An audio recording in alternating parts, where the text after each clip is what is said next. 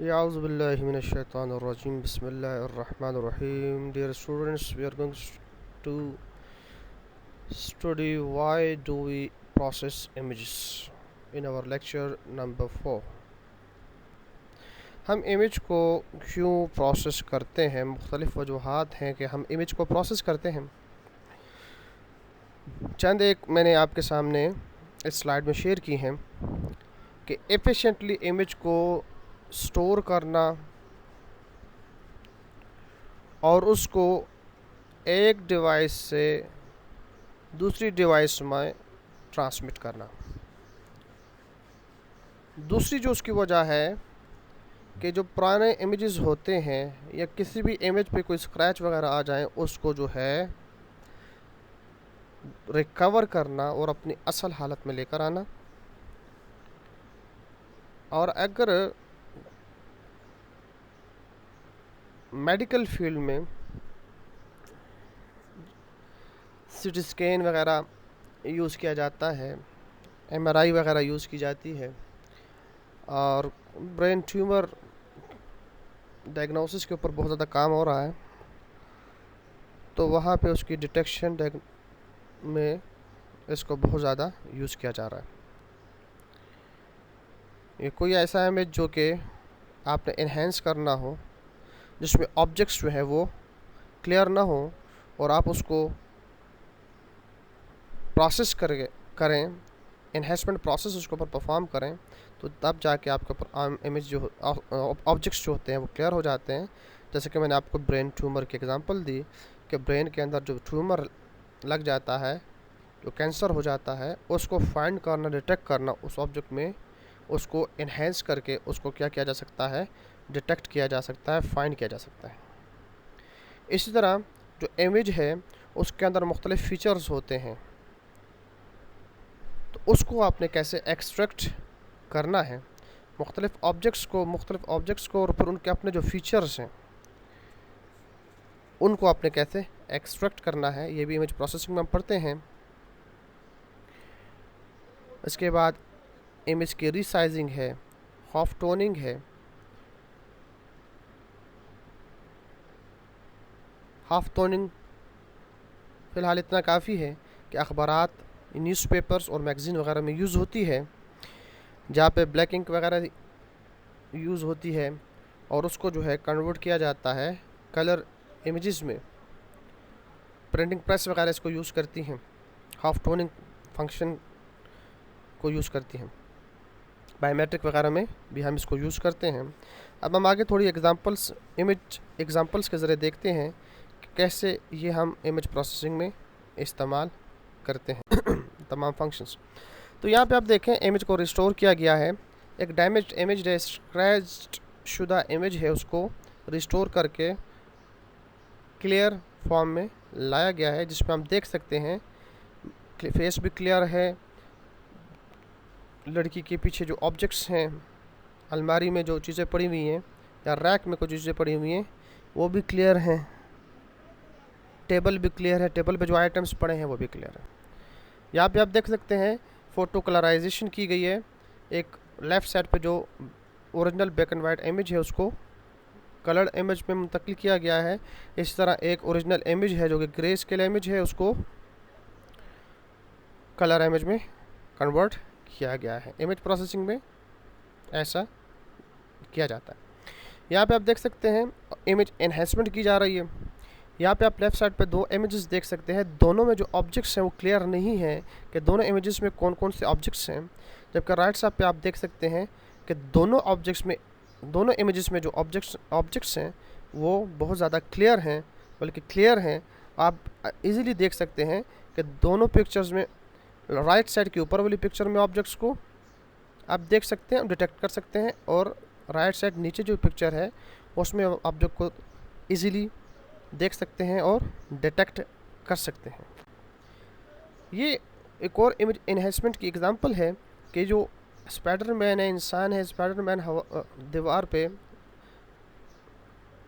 चल रहा है और आप इजीली राइट साइड पे जो इमेज है उसमें देख सकते हैं कि तमाम तर ऑब्जेक्ट्स जो हैं they are very clear to see. Gaussian filter, median filter वगैरह हम लोग यूज़ करते हैं इमेज प्रोसेसिंग में, इमेज को इन्हेंस करने के लिए, नॉइज़ रिडक्शन वगैरह को कम करने के लिए हम ये फ़िल्टर्स, या इसके अलावा और फ़िल्टर्स भी हैं वो हम यूज़ करते हैं, मेन फ़िल्टर वगैरह एक्सेट्रा। हम इंशाल्लाह इन द फ्यूचर इसको देखेंगे।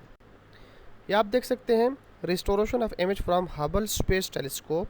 ये एक इमेज है जिसमें जो सैटर्न का इमेज है ये क्लियर नहीं है, जबकि इसको राइट साइड पे जो इमेज है इसमें रिकवर किया गया है और क्लियर फॉर्म में सामने पेश किया गया।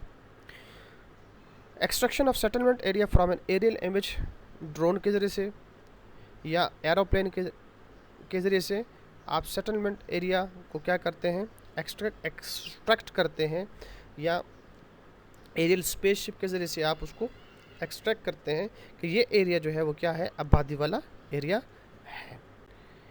अर्थक्वेक जब आता है उसके बाद से आप देखते हैं कि displacement, image shows the ground displacement of a typical area due to earthquake.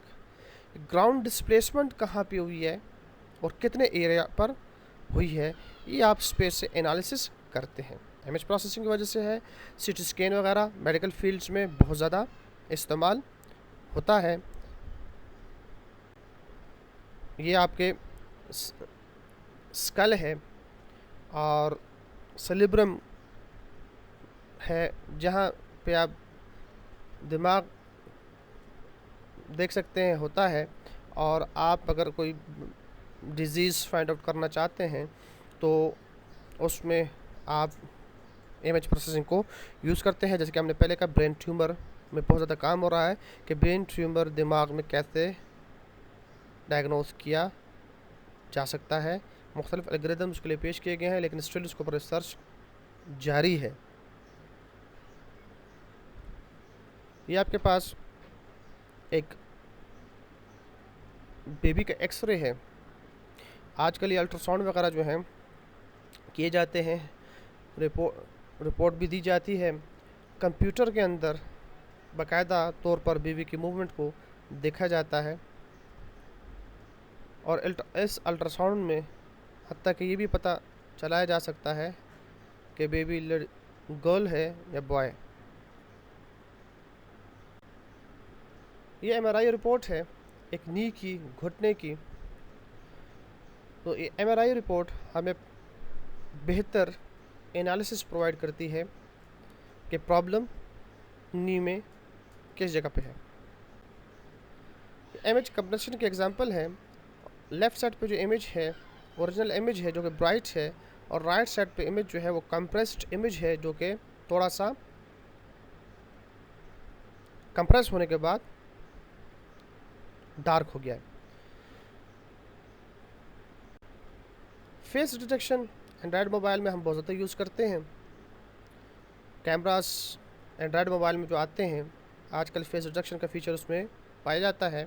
आप अक्सर उसको यूज़ करते रहते हैं फेस को डिटेक्ट करने के लिए, स्माइली फेस को डिटेक्ट करने के लिए एक्सेट्रा। फेस ट्रैकिंग करने के लिए भी एंड्रॉयड मोबाइल में फंक्शनलिटी मौजूद है, आप उसको भी यूज़ करते रहते हैं। ये भी इमेज प्रोसेसिंग के एग्जांपल्स में आता है।